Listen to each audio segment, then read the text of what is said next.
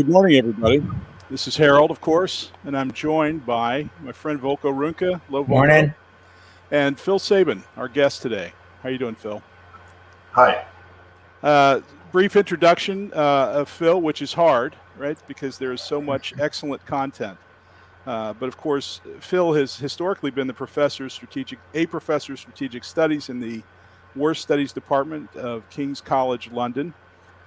He has recently accepted early retirement, so a young man, but is now living in Chile, as I understand it. Phil has written a number of books. The most notable to me, I have two on my desk as we discuss this, but Simulating War, which was published in 2012 and 14, and discusses the hobby that we all know so much and that you have studied professionally for so many years, Phil. Phil, you also have a number of design credits that are very interesting. I hope we get to talk about today, as in regards to the periods of ancients, World War II, and generally air combat. So lots of great things to talk about. But Phil, thanks for taking the time to talk to us this morning. It's my pleasure. Look forward to it. So are you in Santiago, Chile? Yep. Yes. I moved down here when I took the retirement on my birthday. Actually, the retirement in hindsight was very well timed in that it was just before COVID, thank God. And literally, I was on the last flight before the borders closed. This is 2 years ago. I still haven't been able to leave the country, and there's no immediate prospect of being able to do so.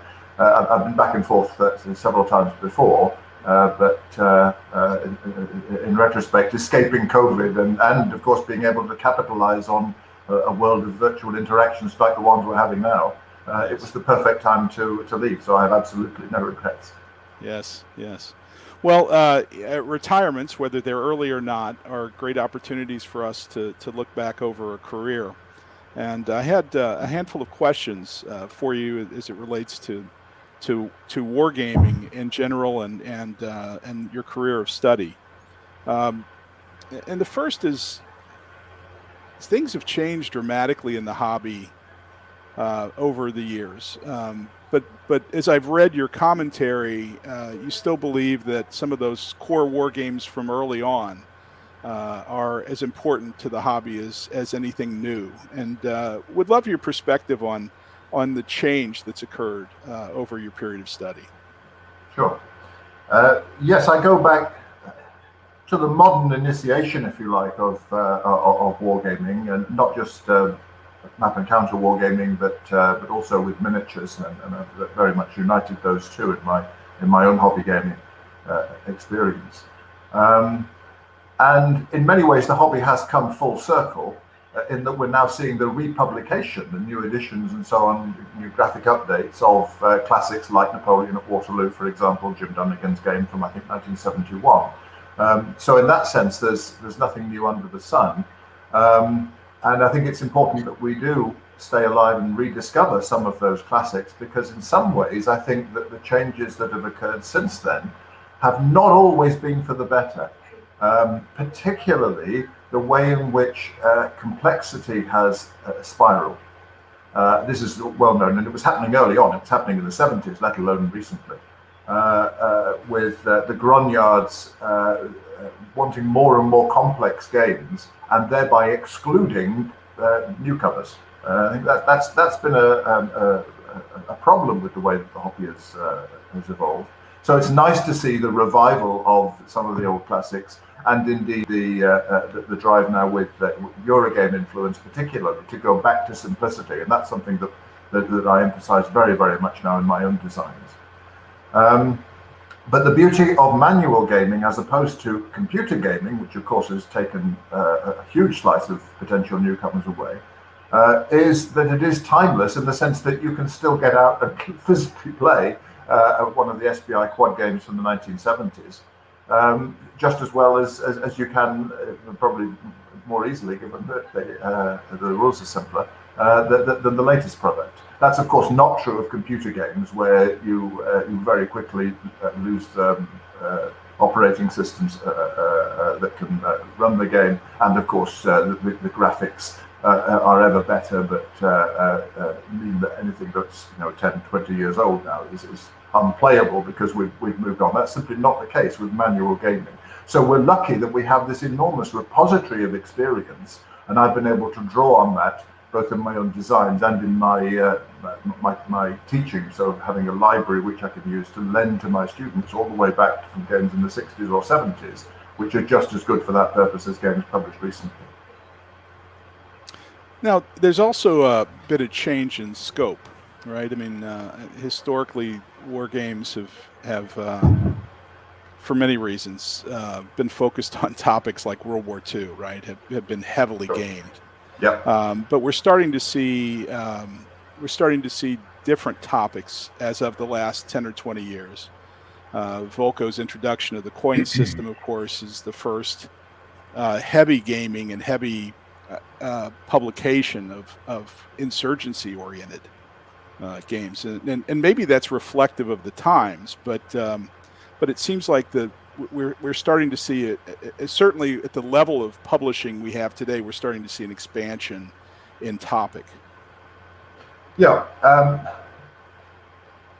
was writing an article recently for the Society of Ancients journal, Slingshot, and I referred back to Donald Featherstone's classic early book, War Games, from 1962, I believe, and the same was true of Joe Morshauser in the States.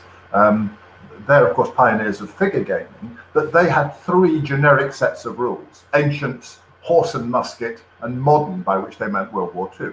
And that was it. There were basically three periods, and that's what you played. Board wargaming starts and focuses very much on those classic conflicts, the conflicts of Napoleon, the conflicts of World War II, of course, and indeed of the ancient world. But very quickly, it's not just recently, it branches out and tries to simulate other wars. Chaco, for example, there have been recent simulations of that war from the 1930s that nobody's heard of in Latin America, but there's also a classic one from, I think, back in the 1970s. So it's not entirely new that you have coverage of these fringe topics. I think you've got more of it now, but then you've got more games in general. I think that by far the biggest and not necessarily welcome trend, understandable, but its effects are not necessarily as universally good as one might hope, is that you've got more and more games being published. It's now pretty much impossible to keep up. You go back to the days of Avalon Hill in the 60s, and people were waiting, playing a game to death, waiting desperately the year or so it would take for the next game to appear. Now you miss a week on ConsumWorld or Grunyard.com, and you'll miss a whole swathe of games because so many are being published now. That's welcome in the sense that so many of us are now game designers, that those that survive in the hobby, rather than just game players, rather than just consumers. But on the other hand, we're swamping the market. There is this glut of games. I frankly gave up buying new games and trying to keep up with this several years ago. And moving to Chile now and being difficult to get hold of these things just sealed that. Because there's now almost more games being published than there are surviving manual gamers to play them. And so that's a significant problem, which we can come to later on in more depth if you would like. With regard to the coverage of more nuanced topics, I think it is wonderful for that there's virtually now no conflict that you can't find at least one, and often multiple games on. The old charge that you often get from professional gamers that, it looks like all these hobby games are just about kinetic conflict, as they call it. And actually the modern wars, what's happening on the Belarus-Polish border now, for example, are so much more about nuanced hybrid conflicts. And war games don't seem to be appropriate to cover that. Well, now more and more, and Volko is a classic example of this, we are getting designers who are engaging with this move to various different forms of limited warfare, and are coming up with all sorts of nuanced ways of handling the politico-military complexities of that, which I think is all to the good. So that old charge that wargamers are only interested in kinetic drums and trumpets type old military history, whereas professional gamers need to be concerned with the messy reality of the modern world. That's no longer, I think, applicable, because there are quite a number, although still a minority, of hobby games that have very interesting models of what's going on in the real world. You still get, to some extent, I think, an unfortunate tendency one sees, for example, in Ty Bomber's designs on modern warfare, to focus on what might be, the massive clash between the big battalions if they were to clash in Poland, rather than on what actually happens in Ukraine, for example. There are one or two games, like Javier Romero's game, which look at what really happened in Ukraine in 2014. There's quite a number which reinforce this idea that hobby wargamers are interested in the kinetic, the old style war. That they still look at the massive clash of armored battalions and air forces and so on, even to the point that there are now quite a few games being published about the war that never occurred. It's fine having games like NATO from 1973 during the Cold War, published in 1973. There's now almost more games about the Cold War having gone hot in the 1980s, published now when it's all old history, that there were published in the 60s and 70s and 80s when it was still a live possibility. And I think that does tell us something about the attachment of hobby gamers to the kinetic. But there are, as I say, a number of designers and Volko's leading among them, who are bucking that trend. And all we need is for the market to be able to sustain that. I think it's a market interest issue, as well as one of whether designers are willing to engage. It's interesting, the attachment to the kinetic war, I would suspect, goes beyond the hobby and probably to the military. I have some interest in the conflict between the U.S. and China and the surrogates in the South China Sea. And I had a friend call me and ask me about different scenarios of conflict in the South China Sea. And he's working on some wargaming for officer candidate school in the Navy. And every example that they used was kinetic conflict. And I thought, as these officers go to their posts, the conflicts they're going to see are not going to be kinetic. We need to be ready for that. But the vast majority of the interactions they're going to have with the Chinese are not going to be kinetic conflict, right? They may push us to the edge, but it's interesting that so much of what they do will be non-kinetic, yet the prep and the discussion is about kinetic. Absolutely. As you say, you can't just forget about the kinetic. You can't just say, "Oh, we're all in peace support operations," as it was the vogue in the 1990s. There's no big power adversaries, and there's no prospect of a kinetic clash. There's now actually more prospect of it when you've got adversaries like Russia and China and so on, North Korea. It could happen, and if it does happen, our people had better be ready for it, because they certainly are. The challenge is to maintain readiness for that, while also having the nuanced awareness which allows you to fight these hybrid wars, in which only knowing about the kinetic could actually be counterproductive, because it will lead you to do something which might win tactically at a local level, but which then will play so badly in the media or will frighten your population so much that you lose strategically. So hybrid warfare is a very, very different beast. Arguably, war games are the last surviving remnant of kinetic warfare. So, okay, how many fighter duels have there been between modern jet fighters? Vanishingly few. Right. How many have there been on the computer screen? Millions. Right? We now fight our kinetic wars virtually, mostly on the computer, and sometimes in the old-fashioned manual map and counter or miniatures format. But that's where we do our kinetic fighting. And sometimes that can even actually have resonance in the real world. So, there have been a number of war games recently about Taiwan. Could the US defend Taiwan? If it came to an all-out shooting war, would the carriers get hit as they came across the the Pacific, and so on, you see? Those war games have influence in the real world because they are watched, they're publicized, and people make decisions accordingly. It's very unlikely, though by no means impossible, that the Taiwan crisis will be resolved by a classic invasion D-Day style on the beaches. There are other ways of putting pressure on Taiwan, like blockading it, for example.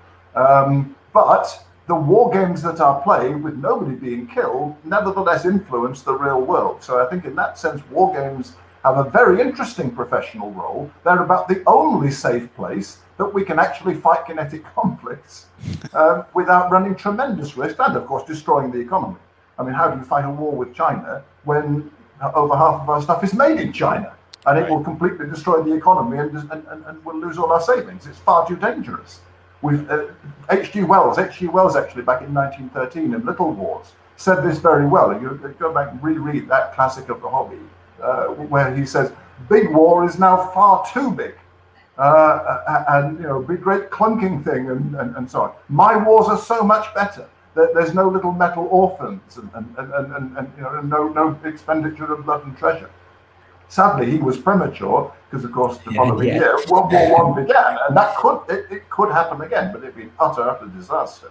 But I think we are in this strange world in which the virtual world of wargaming is the last refuge of the kinetic, and still has important resonance because, in terms of deterrence and shaping of behavior, what would happen if you press the button shapes how you behave in the real world, in the hybrid wars. Well, it brings me to one of my favorite questions to spark debate, sometimes disappointedly amongst my peers, but you bring up the definition of a war game. And does it have to include kinetic conflict to be a war game? Can there be no kinetic conflict and a war game? We've had hours, especially when writing doctrine handbooks and so on, trying to define a war game, and everybody's got their own definition. I've even put mine out there somewhere, trying to keep it as simple as possible. I forget what it is for now, but the point, as far as I'm concerned, is no, you don't have to have people dying, but you do need conflict. It seems to me. It seems the essence of a war game. And why the Kriegspiel that was designed by the Reiswitz father and son and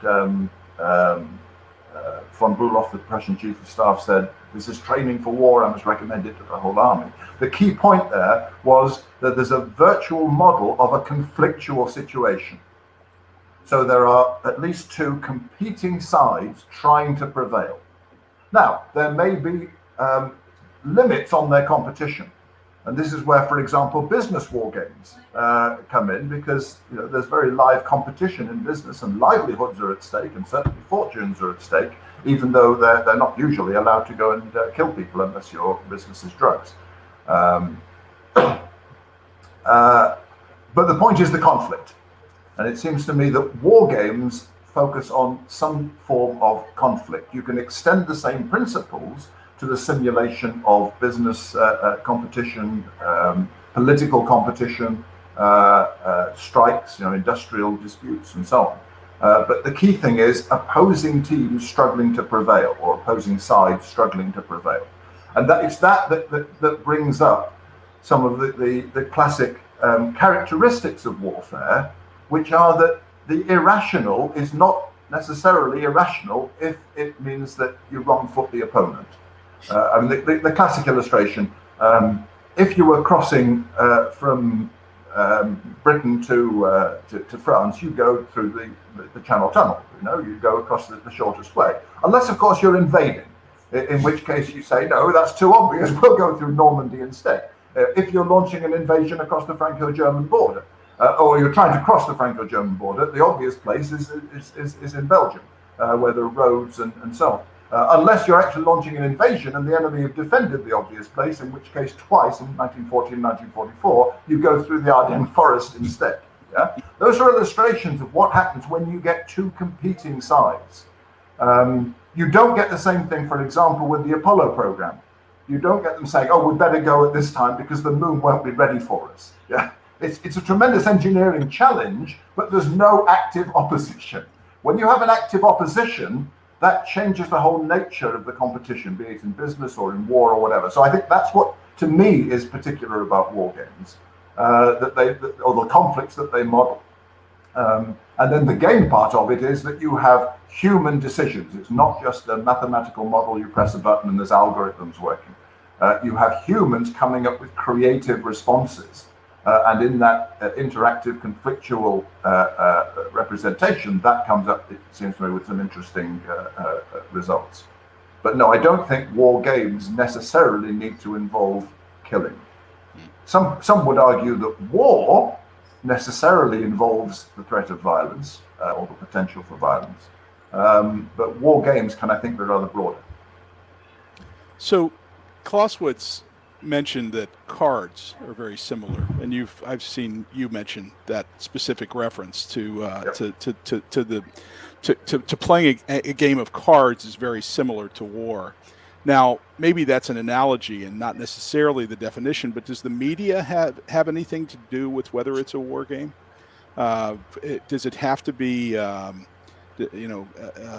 miniatures or counters or hexes or does any of that define a war game for you?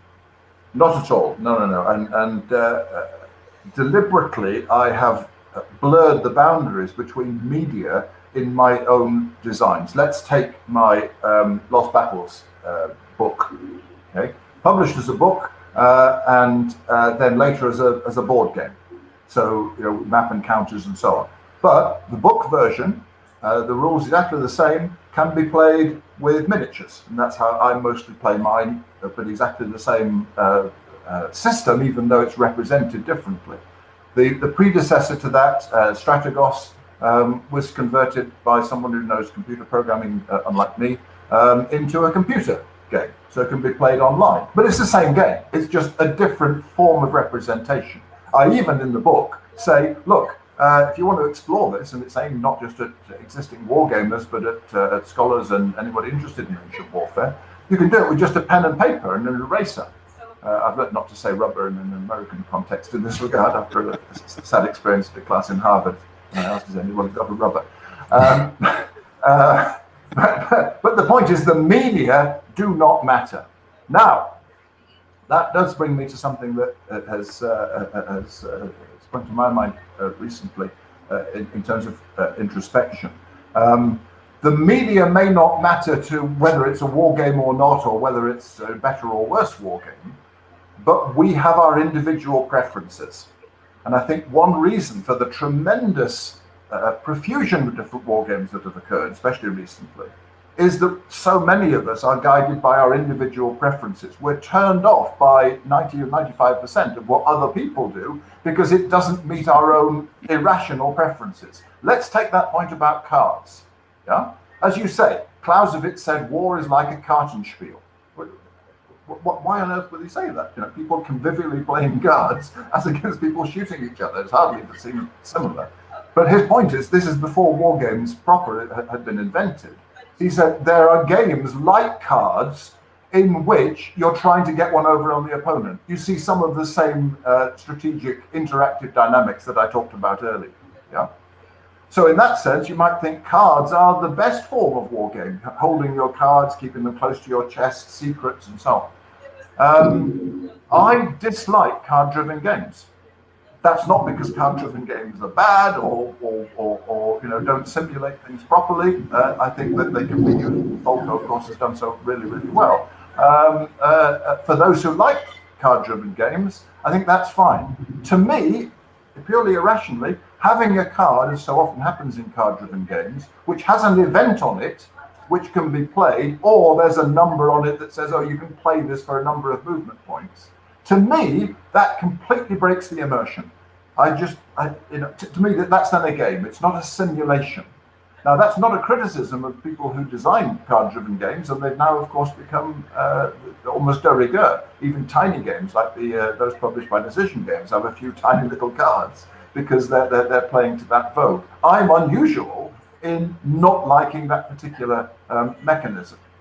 With miniatures games, the great majority of miniatures gamers play on an ungridded tabletop. That's the whole point, that they don't need to be limited by these artificial hexes. I hate that. I hate the imprecision of having to use tape measures and the inevitable ambiguities that one sometimes gets. But that's just me. So I think the media, you can design war games using a whole range of different media, but different people will have different preferences. And so some people will be turned off by your designs, not because they're bad designs, but just because they prefer something else. Yeah. The analogy that Peter Perler gives is with painting. He says wargaming is an art more than a science, although it's clearly both. But he says it's most like painting, and I agree very much with that. We all have our favorite painters or our favorite style of painting. For some, modern art is just not art, it's just people having a scam to make money. For others, it's far better than the representational art of earlier eras. We all have our favorite styles, and they differ. And it's exactly the same with war games. War games are a form of representation, a form of communication, rather like a painting of a battle. And different wargamers will like different paintings or different war games, and that's not to say they're right or wrong, it's just a fact of life. So I have actually a full series of questions, but I was going to start with one question, Harold, if that's all right for me to jump in. Yeah, and it does bounce a little bit off this question of what we're used to and our not necessarily not objective way that we receive games. You're, as Harold mentioned, one of the few of us with a grounding in both hobby games and using hobby-like games for serious purposes. In your case, military history scholarship. And I don't know how much of our audience is aware of this in terms of your career, but you, in my view, are a breakthrough practitioner in terms of using hobby-like board games in the classroom to teach military history, using guided student design of war games as a way to advance them as historians and as historical scholars, and as you mentioned in Lost Battles, using board game design and experimentation as a tool for historical research to make us smarter about what actually happened and a way to investigate ancient battles, in your case. And so I have so many questions about all of that, because that is really a huge set of achievements. But my first one is this idea of receptivity. In your career, did you encounter, in terms of your academic peers and your chain of command and that environment of formal scholarship and military history, what was the receptivity to using hobby games for all of that? Okay. I've written quite a bit about this in my various articles, because the stigma of wargaming does seem to be, or certainly hitherto, it's changed somewhat recently. But it used to have such a stigma that people, of course, didn't even mention they were wargamers. It's not just within a professional context. They didn't tell their friends about this. It was a dirty little secret, you see. Which only serves to make it, of course, more obscure and little known and problematic. We didn't even use the term war games until quite recently on a wide-scale basis. It was conflict simulations. Yes, academics, if they did try to use games, coined very early this term serious games, with the implication that all these other games are children's games and are not to be taken seriously. So I think that there has been a significant obstacle to overcome, and particularly, I have to say, among historians.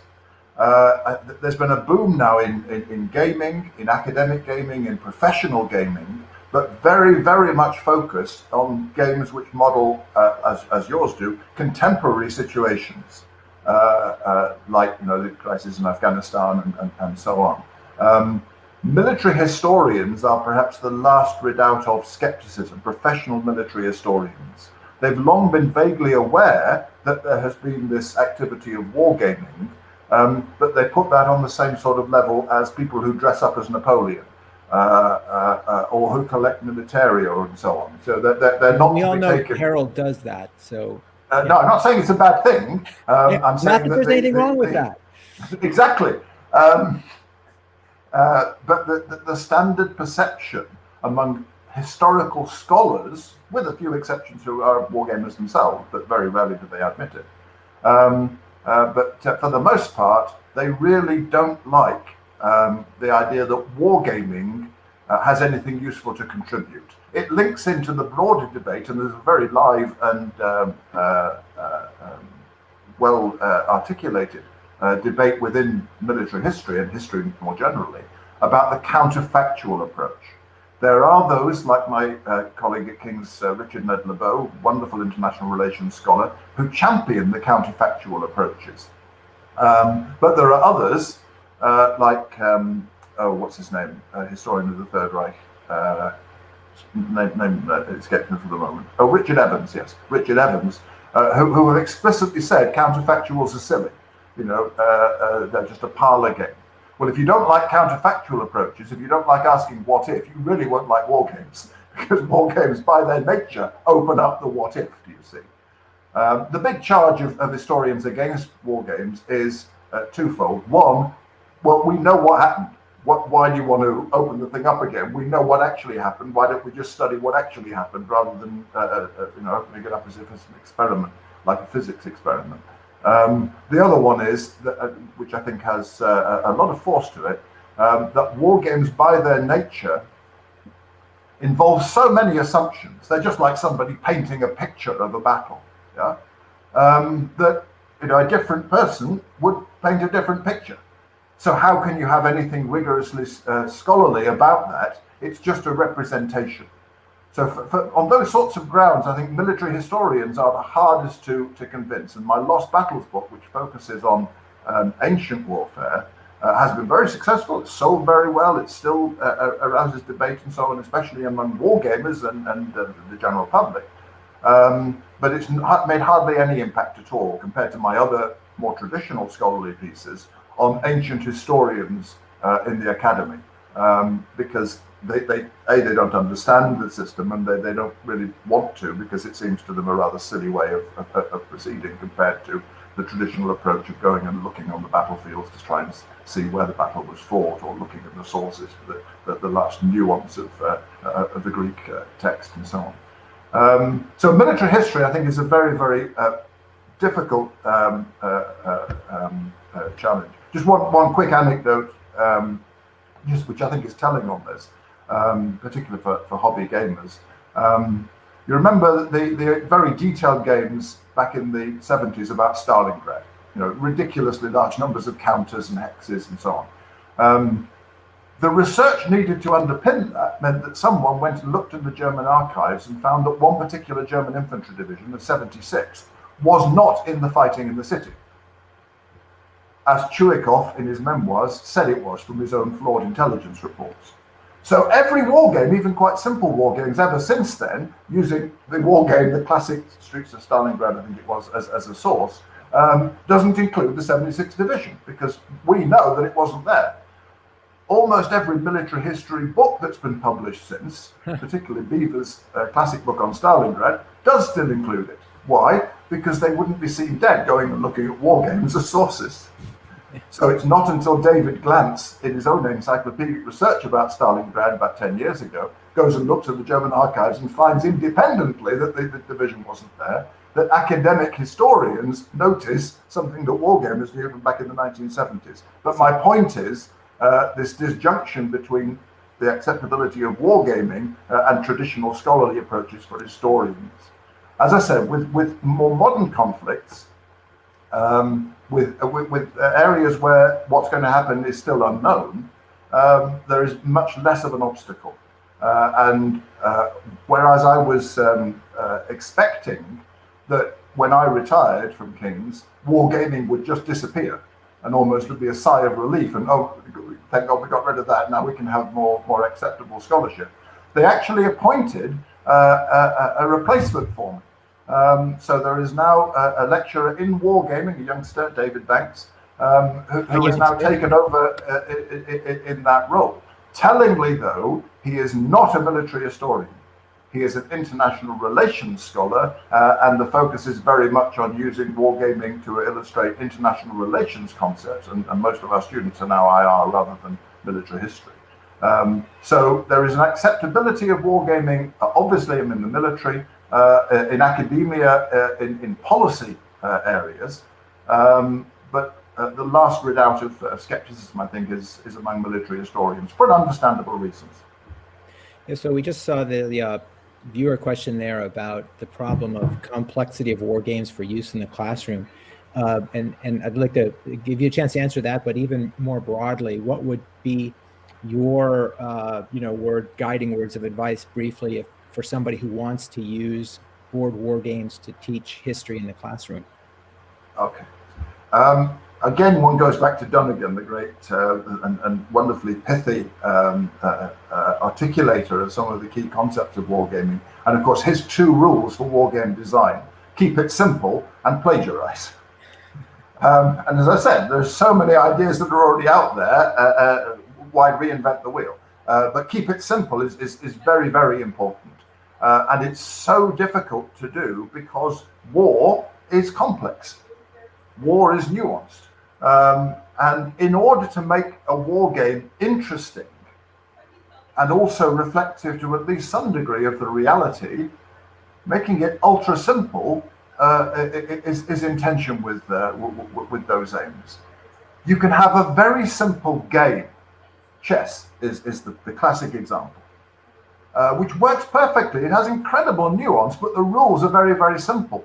That works because it's an abstract game. It long ago lost any pretensions to reflect anything that happens in the real world. It's just a game in its own right. War games are trying to represent reality. Reality is enormously complicated.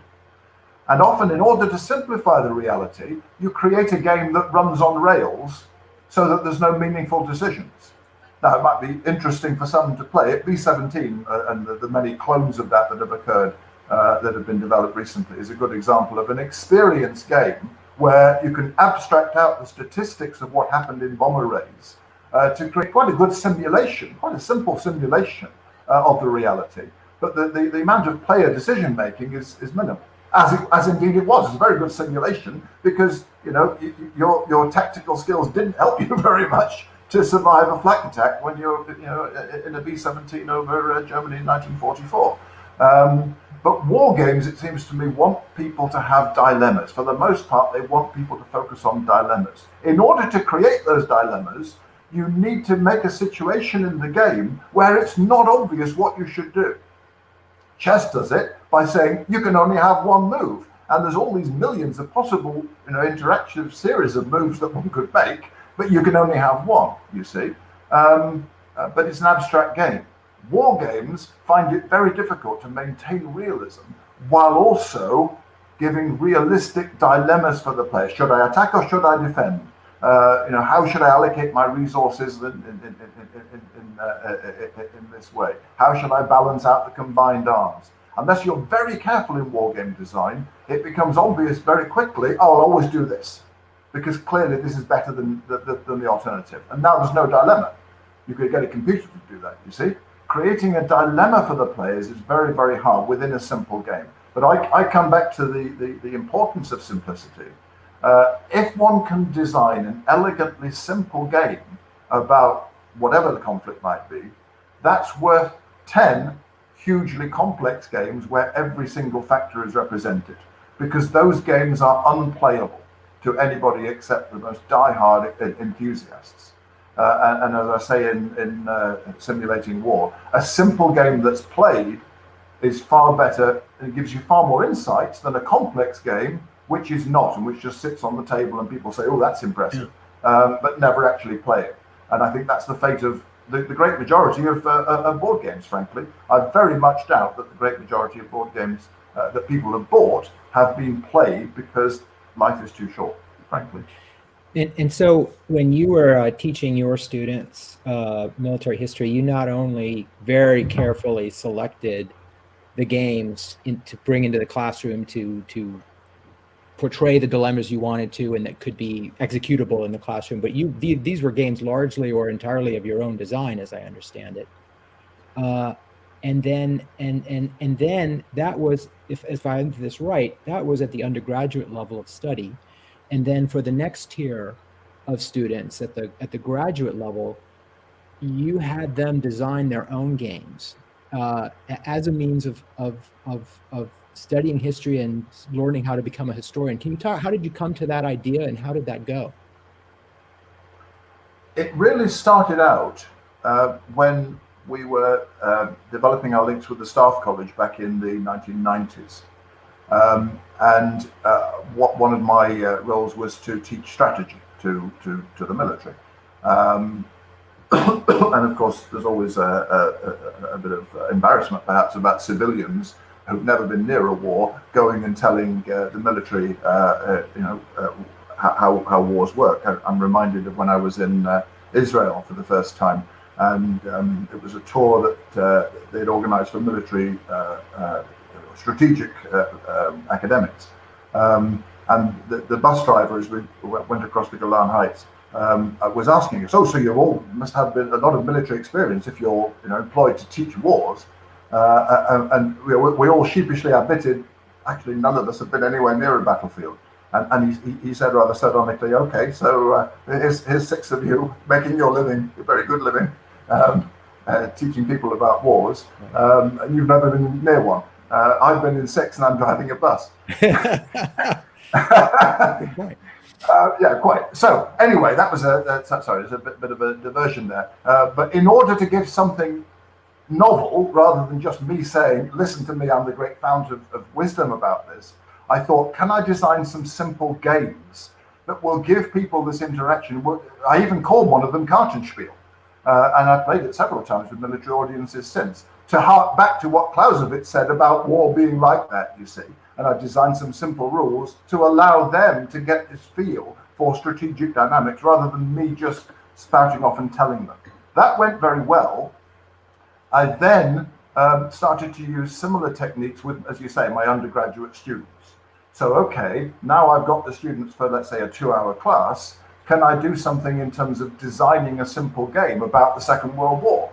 So we'll play that early in the course about World War II, so that they can see some of the dynamics and the choices between investment in bombers or anti-submarine warfare or an early ground invasion of Europe and so on. You see, and so that's how these games came about. I very quickly realised that although I own dozens of games about World War II, none of them are even remotely suitable for use in that class because they take too long and they're far too complex for non-gamers. So very quickly it emerged that if I wanted it done, I had to do it myself.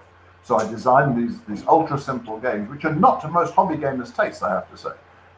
So when they've been published commercially, some of them have not done as well as I might have hoped. Partly, I think, because they're seen as too simple. And the hobby gamers that are left like something meatier, like something a bit more complex. But these, of course, were designed specifically for non-gamers to play once in a 90-minute gaming session. And for that purpose, they work very well. Then, quite soon after that, I thought maybe something can be done at the postgraduate level. And this was the genesis of the MA course, which I think has been running since 2003, so it's going back quite a long way.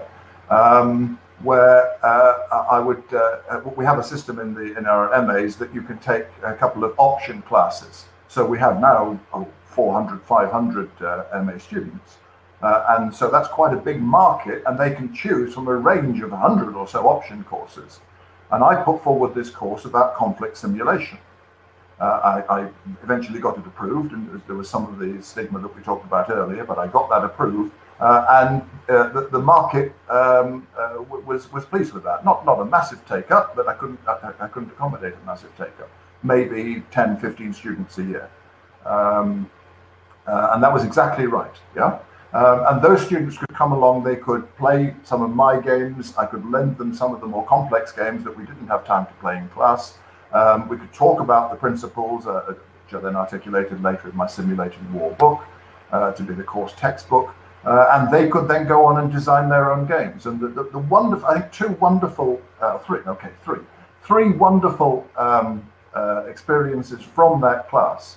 One is that even those who were non-gamers at the start, who had no idea, that the rules were gibberish to them, when they just read them, they had no idea what was being talked about, and they needed to be shown. You're always much better to be taught a game by someone who knows it rather than trying to learn it from the abstract rules. Well, that was clear. But anyway, even those, by the end, have designed something, and often something very good. Yeah. So people are able to not only play games but design them if given the chance.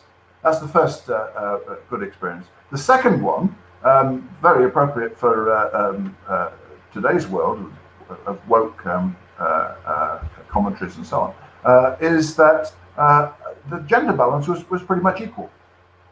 And that as long as I made sure not to post pictures of only men playing the games, which would then perhaps turn off the ladies, and posted every picture I could of ones where there were more ladies in the club. Ladies came along. There was no bar to it. They did just as well as the men. They enjoyed it just as well. So that was fine. So the hobby games, the hobby gaming audience is almost entirely male, because for whatever reason, men tend to like playing these sorts of games more than women do. But in terms of the capacity to play and design games, there's absolutely no question that women are just as good as it as men are. That's the second point. Just quickly, the third one, there was a synergy. I'd quickly learned in my undergraduate work that you needed to have multiple games in order for the people to be involved. That's another big obstacle to using games in class. If you've got a class of 30 students and you just one game because you're only one person, it's hopeless.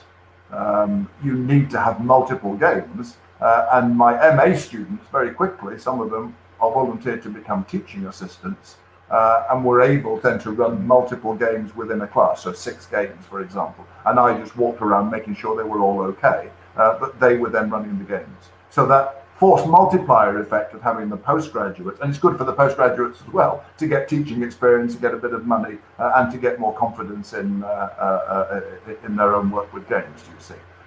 So it all came together in this coherent whole, with my postgraduate, undergraduate, and a continuing involvement with the military. I still run some of my games like Kartenspiel for military audiences during visiting sessions, even to this day. And I have had a very similar experience and way of overcoming the difficulty of using board games, tabletop games with a large class, and it was the same routine where students from classes could be brought back. In this case, they're government analysts, not academic students, but they if they were enthused, could come back and serve as facilitators so that we could have multiple tables going on at the same time. And the facilitators were there to take the students through the game so they wouldn't have to worry too much about, do they have the rules right, and learning the rules. And then we, over time, learned we also wanted those facilitators to actually know the teaching points, the learning objectives as well, so that, and we recruited other instructors and so forth. And that's I think what unlocked the potential, is the ability to be playing the game with maybe it's 4 students and a facilitator, and that facilitator knows enough not just to run the game, but to say, okay, now what just happened? Why did you do that? Why did you invest in bombers or whatever it is? So coming back to the earlier question of the kind of the traditionalism on this point of military historians, these postgraduate students of yours, are they going on to become historians? I mean, do you feel that there was any kind of populating of the world through that program in terms of awareness of the power of these games? A number of them have gone on to use the techniques that they learned professionally. Very few, though, a very small proportion of that in the military history community. Remember that although increasingly over the years I became more of a military historian, partly because I wrote an article about air power, I think it was, and sent it off for publication. And in the 6 months it took for the journal to appear, 9/11 happened. And of course the world had utterly changed. And I realized, well, this is silly. I'm like a journalist writing something that's going to be thrown away tomorrow, except that it doesn't appear for 6 months, whereas at least theirs does appear tomorrow while it's still relevant. So I move more and more towards military history. However, our MA students overwhelmingly are students of contemporary warfare, international relations, all sorts of different MA degrees, all with these options available to them. We use historical cases for our war games because they're easier to research, and because you can see when you design a game whether it goes anything like what really happened. If you design a game about the future, you've no idea what the future is going to be like, so you've no idea whether the game is accurate until years down the line. So designing games about historical topics, even if your interest is using the techniques for contemporary purposes, is a very useful bridging of that gap. My students who've gone on to get jobs in the industry, if you like, have made use of that.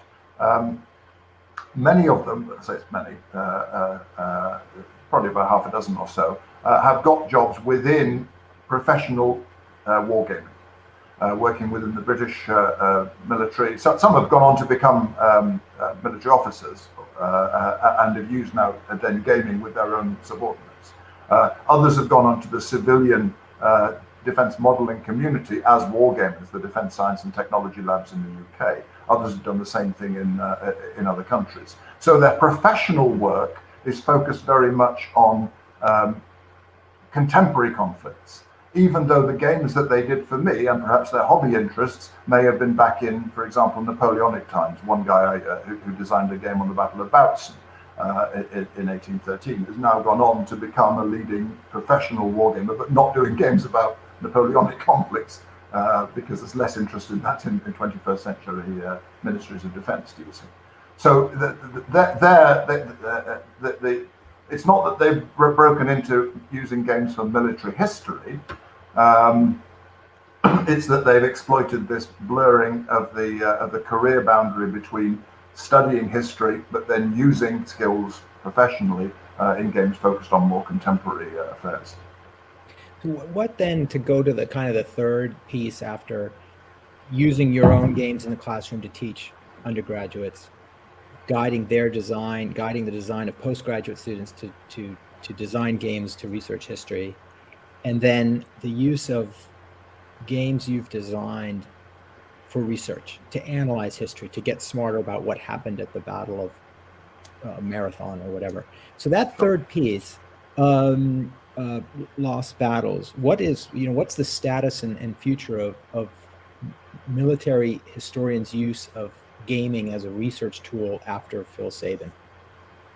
Okay, as I said earlier, this is the most problematic area. It's now become not common, but more accepted for historians to, or for teachers, instructors, to use games to teach history. One thinks of use, for example, at the Marine War College and the Army War College, Jim Sterrett and so on. So this no longer raises tremendous eyebrows. When one goes beyond that and says, actually, war games can be a form of research, that's when you get the real pushback. Lost Battles did its best to try to overcome that.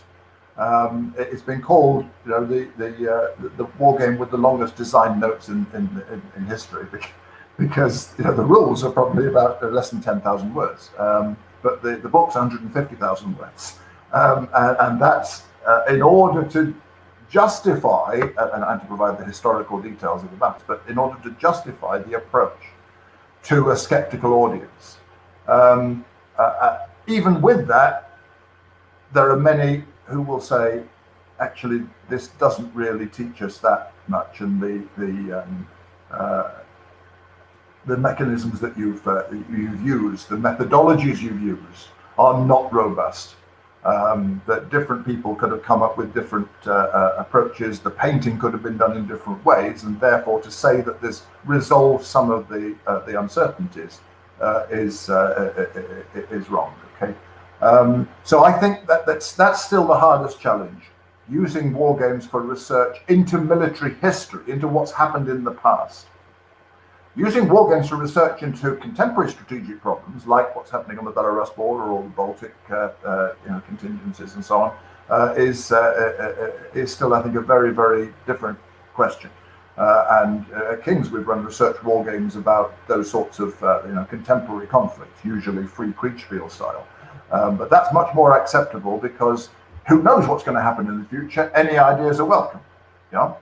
But when you say to an ancient historian, actually, I think your reconstruction of this battle is wrong because it's so out of sync with the trend lines that I identify within my Lost Battles model. Yeah. They'll say, "Oh, really? Bye-bye." Yeah, and what? So, in a nutshell, what is your defense against that? What if the scholar who your game has challenged says, "Well, you designed the game, so of course it gave you the outcome you wanted." What's your response? What I try to articulate in the book is the beauty of wargames, unlike any other form of scholarship, lectures, articles, books, is that the wargame designer is not wholly in control. He or she creates an interactive system which players will then come to and will put in their own inputs and decisions, you see. So going back to my MA course, one of the examples that springs to mind of this is of how a student was designing a game on the Wilderness Campaign of 1864. And he creates a nice map of showing the wilderness and the opposing Union and Confederate forces, and then brings his game to the first playtest by his colleagues. And of course, the first thing that the Union player does in the game is to say, "There's this big wood, so I'll go around it." and the designer is dumbfounded. He says, "But no, that's not what happened in reality." But then he said, "But in the game, you're right. It's an obvious thing to do. Why didn't they do that in reality?"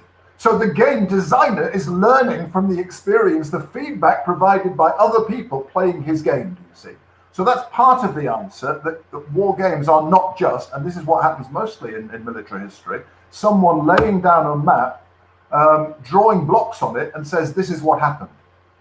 And then someone else doing exactly the same thing, but the battle's 10 miles down the road. That's basically what occurs, especially in ancient warfare. Everybody's got their own guesses and they just put it there. But their maps don't fight back at them. Right. Whereas a war game will. If you try and make somebody do something in a war game which they don't want to do because it's strategically senseless, they won't do it. You see.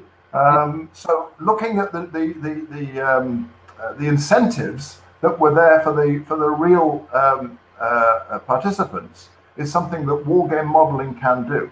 Yeah. So that's part of the defense. The other part, of course, is my approach in Lost Battles I call comparative dynamic modeling. I'm not just modeling one battle. Anybody can model one battle, and anybody can make one battle do whatever you like. The trick is, can you create a generic set of rules which, without special rules, will be able to model a whole series of battles? And if you can do that, and it successfully models that series of battles, and then you say, but this trend line that I've created by that process does seem out of sync with what you say here. So, for example, when someone proposes that the Greeks at Plataea had an infantry line 4 kilometers long, or that the Indians at Hydaspes had an elephant line 6 kilometers long, there's nothing physically impossible about that, but when you look at that in comparison with every other ancient battle, it's so far in left field that you say, really? Really?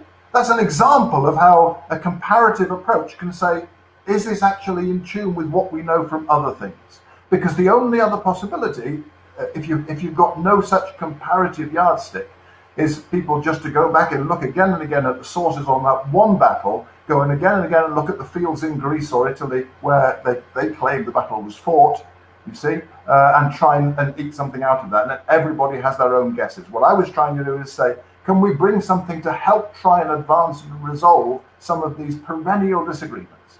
I don't think it'll resolve them, but at least some people may feel that what I've contributed shapes their own views as to those enduring controversies. Yeah, so it seems to me that comparative approach then is you're going to validate your model by comparing its outputs to real outputs that we know in other cases where we are agreed that's what happened. Let's see how this model that I didn't build to replicate that. I built it based on whatever the rules or premises are. And now we're going to test that by putting in this other battle's inputs, and does it produce similar outputs? And then we validate the model that way, which is, I think, something you do you do that in physical sciences and engineering and social sciences. I mean, all over the place, right? It's a approach. I don't go so far as Alexander George actually has discussed this as a potential methodology within the social sciences, saying within case studies. He said, I'll select a range of case studies, I'll create a model purely on those, and then test it against a completely different range of case studies, which I haven't actually considered. That's the analogy to what you're suggesting. Physical scientists have it easy because they can have controls, they can do endless experiments with the real world. We can't create ancient battles for real. There's all sorts of ethical problems with that. I mean, we're not the showmasters of the gladiators. But then isn't that a defense of wargaming for military history, as you just defended wargaming for contemporary and future conflicts? Because, well, what else can we do? We can't experiment, really, right? So we are going to do a model, and we'll take it because that's the best we can do. Absolutely. No, you put it in a nutshell that there's so little that we can do to get new evidence about particularly long ago battles. It's all been talked about by Delbruck and Kromeyer over a century ago, and you read them, and it's basically the same thing as we're talking about more recently. Is there anything new that we can add? And this sort of comparative modeling approach tries to actually add something like that. But as I say, it's so different. I talked earlier about styles. I don't like card-driven games. I don't like ungridded miniatures games. Yes. Military historians don't like war games. So you can talk until you're blue in the face about the theoretical advantages of X and Y. They're going to say, no, the way to do it is to go back and look at the sources. And that's a problem which I have experienced myself, in that if you're going to take this research focus as far as it needs to go, you're going to need to get peer review. You're going to need to get scholars to sign on the line and say it's worth giving this project money. On the basis partly of lost battles and partly of the other work that was done in terms of reconstruction archaeology with Olympias, the Athenian trireme reconstruction, we tried to get a big research grant, multi-institution, multiple investigators, to look at naval warfare, ancient naval warfare, building on the lessons from Olympias, using the trials data that one can get from that real-life reconstructed trireme, and using wargaming methodologies of one form or another to increase that up to, fleets of 200 fighting one another, which, again, you can't do with reconstruction archaeology for ethical and practical reasons. But of course, some of the peer reviewers just said, this is just wargaming. Actually, one of them did say, in as many words, this is just wargaming. It doesn't even need to say it's pejorative. It was understood to be pejorative, and we didn't get the money. Yeah. So there is this obstacle. I'm not saying we shouldn't continue to fight, but we do need to understand that it's a very hostile environment. And going back to your example about the student who had the wilderness campaign game and didn't realize that the players would just march around the forest rather than go through it. That seems to put a point on what you said earlier about counterfactual history, in that just if you're going to game it out, you will encounter and must take into account what could have happened but didn't. And so it's curious to me that is a controversial point among military historians. I would have thought that that's what history is about. How did this thing work? How did this system work? Not just what happened and then what happened next, but what was the actual situation facing the people at the time who didn't know what was going to happen next? And there were all kinds of possibilities. What guided those possibilities? What bounded them? What were the rules of the system? That's what we're trying to understand. Isn't that what we really care about? And that idea is controversial in military history? It is controversial. There are those who champion the counterfactual approach, as I've mentioned. Now Ferguson, for example, Andrew Roberts are other examples of that. What's not so much controversial is historians who rightly say the point that you just made. We must understand that we know what happened, the people at the time didn't. So a key problem for historians is reminding their readers that the people at the time didn't know that Hitler was going to lose, that Operation Sea Lion was not going to be launched, whatever. Yeah, that's very important. That to put people in the mindset of the ones at the time. Going beyond that, though, to say, and therefore we can construct these elaborate counterfactual narratives. What if Franz Joseph hadn't been shot in 1914? Is one of Ned Lebeau's favourites. They say, beyond posing the question, constructing anything alternative history. There's a whole series of books of alternative history. The further you go and the more detailed you get, the more that it's pretty useless to use it. But I agree with you that looking at the decision dilemmas of the protagonists is crucial. Again, to go back to Lost Battles, a point that I often make is that if I reconstruct a pair of opposing armies and their fighting value is too asymmetric, so one side is just ridiculously dominant compared to the other, why would the other side ever fight? Now, we know that they did fight, so either they're congenitally stupid, or maybe the imbalance wasn't quite as great as that assumption in that model would suggest. So again, you can plug in different variables. Yeah. And say, well, maybe it's less likely that this force had this contingent, because if they had, really, the battle would never have taken place. Yeah. So I think there are all sorts of ways in which one can use this freedom, this decision freedom of or relative decision freedom. None of us have complete decision freedom, as you know. This relative decision freedom of past actors. To look at, so what were the factors that caused them to make the decisions that they did, and have I properly accounted for that? And does the particular, another example which I use quite a lot, at the Battle of Cannae, Hannibal chooses to mass 2/3 of his cavalry for his main strike on his left flank, which we know, it's not controversial, which we know was confined by a river, so there wasn't much room. Yeah, there are various different reconstructions of Cannae with regard to what was the case on the other flank. Some people think there was a hill there. Others think that it was effectively an open plain. Yeah, if you use the reconstruction of the open plain, and the player who's playing Hannibal has that same choice: do I attack on the left or the right with my cavalry? They'll always go on the right, obviously, because they've got the room to launch their massive encirclement maneuver. Hannibal did not do that. And the fact that he didn't do that has interesting implications about whether the other flank was as unconstrained as some would have us believe, you see? So it's an example of how one can use this decision, once one re-injects decision freedom into a situation, as war games do, interesting things come out. And that has, to me, interesting conclusions as to what, the validity of some people's reconstructions. Anybody can draw blocks on a map. But as soon as you put it in a war game, players will do different things, like the player who went round the wilderness, unless you realize, why did they not do that in reality? And you ask that question. It becomes an iterative process. War games are one of the best ways to war game design. Actually, play is almost as good, but war game design particularly, an incredible way of learning about a situation. You can read any number of history books, but then coming to try and play a war game or design a war game, if you don't understand pretty much everything that matters about the situation, you'll never get it right.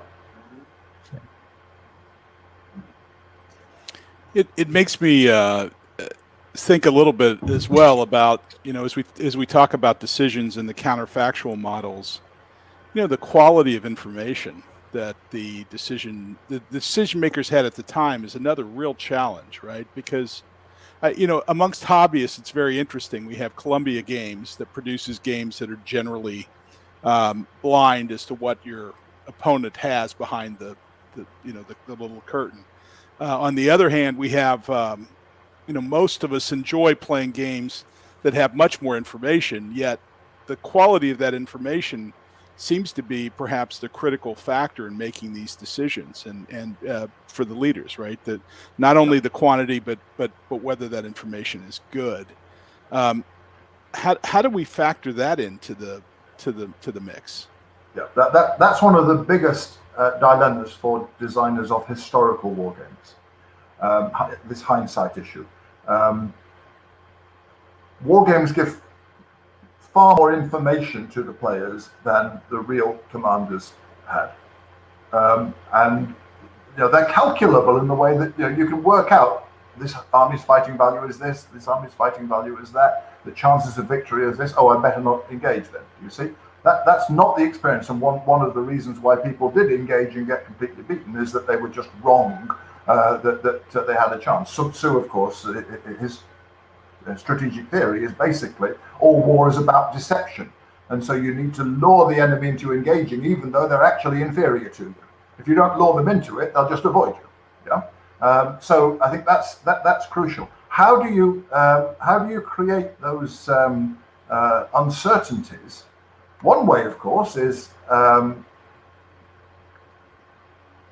the situation in the war game is much more variable than reality. Let's take 1914. The French attack in 1914 thinking that Elan and the offensive will triumph. And of course, it's a bloody disaster. No French player with any sense, unless they're forced to do so, and that's a perfectly legitimate tactic to use with moderation, will ever launch the Plan 17 attacks that were launched in reality. One very interesting approach to that is to say, well, maybe in an alternate world they actually worked. Maybe Elan did actually carry the day. And so you don't know what world you're in until you play the game. And that's a very, very effective simulation of that particular challenge. But the downside of it is most of the games are not in our world. They're not in the world where machine guns and rifle fire will kill you if you try and attack across an open field in red trousers. And therefore, it's not very satisfying to play a game multiple times, most of which are nothing like history, just in order to get the experience once or twice where you get surprised by the power of the defense, you see. Right. That's one of the hardest ones to challenge. People have even come up with things like disguised scenarios. So we're really playing the Alamo or Custer's Last Stand, but we're going to set it, in some different world, in a real historical setting, but divorced from that, so that people don't realise what they're actually doing. But that only works once if you're lucky. Yeah. Right. So that's one of the great problems of wargame design. The way I like to put it, though, is the wargamers are not the commanders. They're not role-playing Hannibal or Varro or Polus at Cannae. The wargamers, remember those old films from the 1960s, the epic ancient films, where the Olympian gods are shown, moving around pieces like Jason on a chessboard of reality. Wargamers are like the Olympian gods. We're looking down. Even the great generals, even people like Hannibal, are pieces that we are using. We're using their force multiplication to make their armies more effective, and so that Hannibal doesn't need to be a better player than Varro in order to have his historical effects. He's represented in the game. Yeah. So we have this Olympian perspective, and what we're interested in as wargamers is that Olympian perspective of the tactical dynamics, viewed from above, viewed from Olympus, rather than viewed from on the ground. And I think in that way, wargames actually work quite well, because the wargamers can inject the tactical decisions of everybody from the unit commander up to the general within the constraints that the command rules create, in this interactive contest with an opponent, and so get an insight into the real history without role-playing commanders. Role-play of commanders is, I think, a very different design challenge, and not necessarily the one that we should be focused on. Interesting. And you know, the other interesting Clausewitz reference that you make in your writing is with regard to randomness, right? The lack of predictability, and that would also seem to factor in very nicely. Absolutely. One reason that Clausewitz talks about card games rather than chess is precisely uncertainty. And Clausewitz is really, really big on the impact of uncertainty. You do not know. You don't know what's in the opponent's hand. You don't know what's going to come up. Now, games can include that very, very simply. You just have lots of die rolls.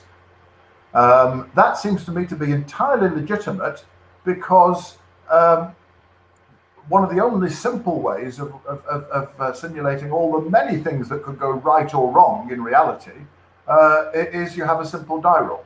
Otherwise, you need to model every single little nuance of does the horseshoe on the courier's horse, fall off or not. Well, you can't do that practically.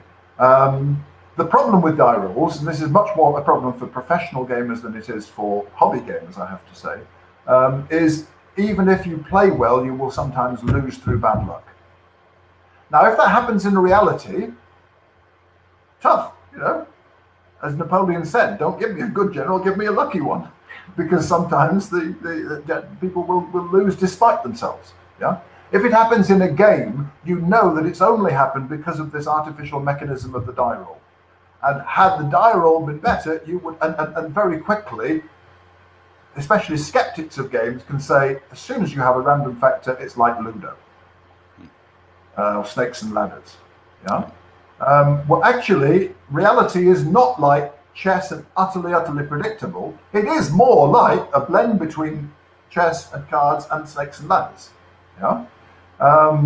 But because games are repeatable, people don't realize that getting unlucky sometimes just happens. You have to live with it, and so they'll write off games because they have this random factor, which means that they're not calculable, skill-based, chess-based contests.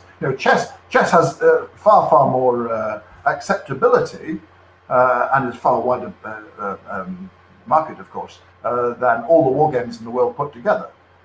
Partly because it's a more challenging game than pretty much all the war games in the world, not put together, but individually, certainly, despite the simplicity of its rules. If you imagine rolling a dice occasionally in chess, that would reduce the importance of skill vastly. And that's what happens in war games. It's a realistic simulation, but if you take it too far, people will say this is just a game of dice. And skill, player skill does not have enough to do with it. Bringing me back to what I said earlier, the only way that player skill actually matters in war games is if you make better decisions in terms of the difficult dilemmas that you've programmed into the game. If it's obvious what to do, you'll just mechanically do it, and lots of die rolls will decide who wins.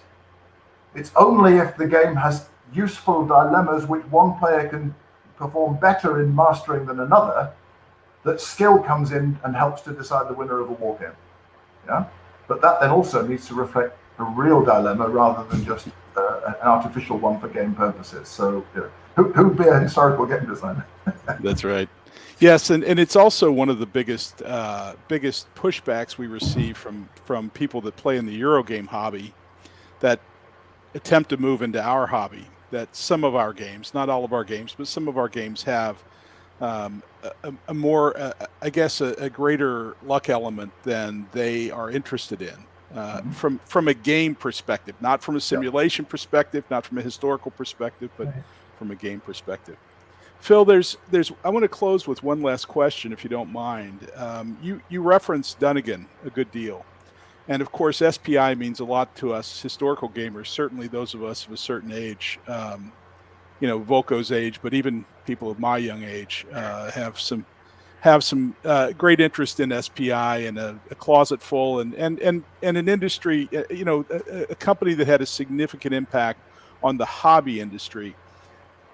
But it's interesting to hear you embrace Dunnigan's work so much. So I'd love to hear, as a last question, just what's your perspective on Dunnigan and his role, not just on the hobby side, but also in the historical study perspective?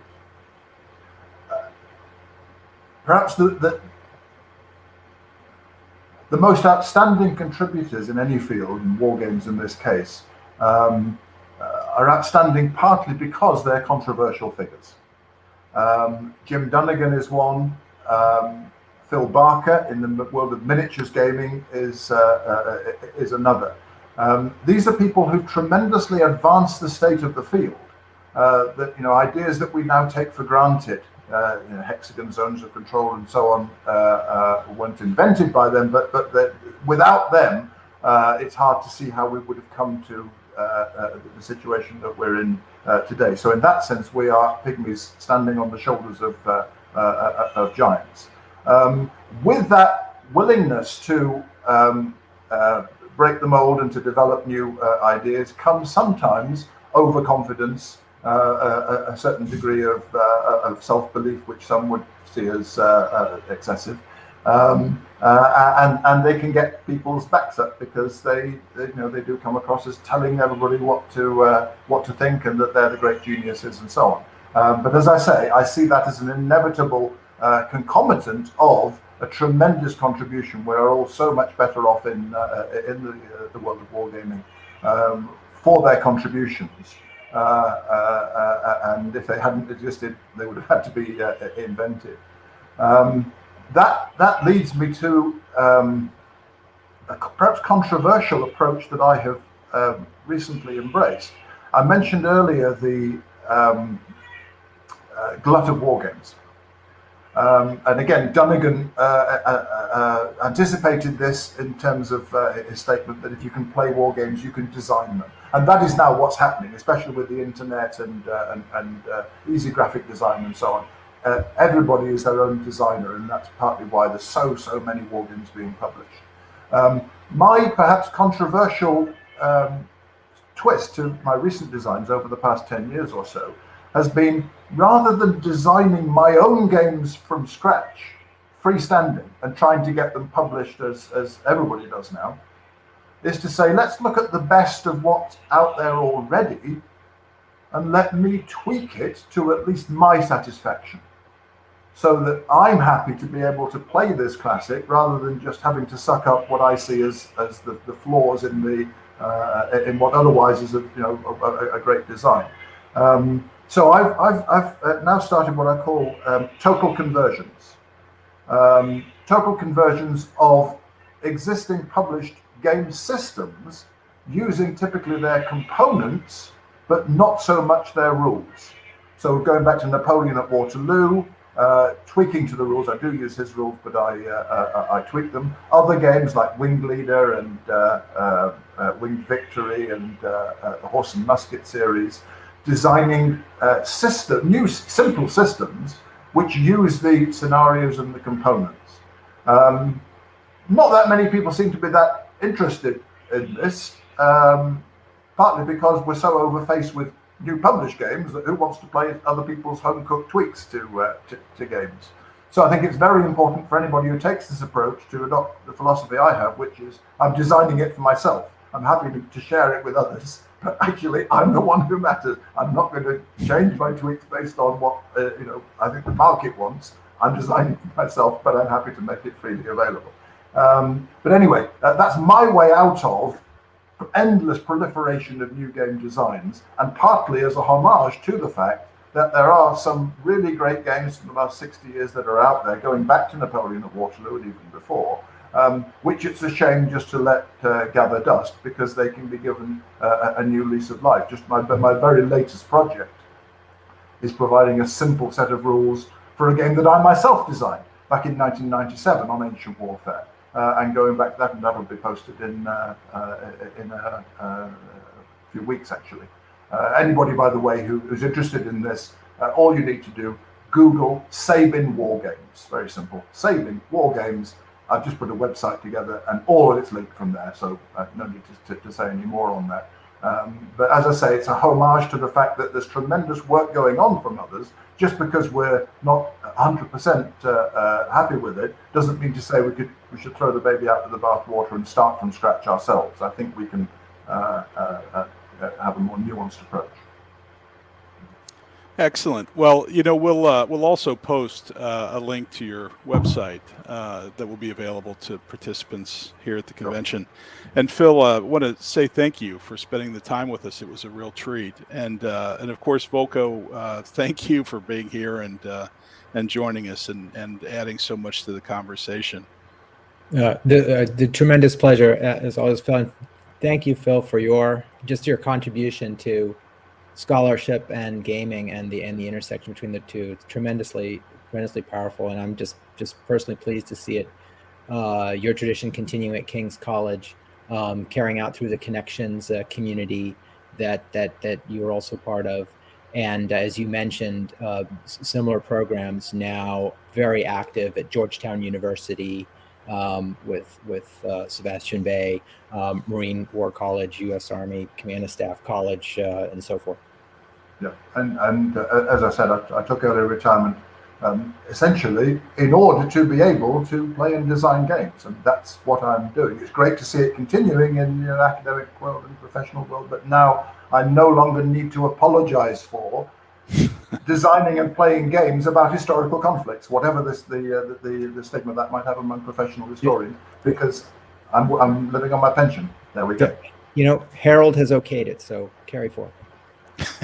Yeah. Well, okay, you take care. Enjoy the rest of the conference. Thanks so much.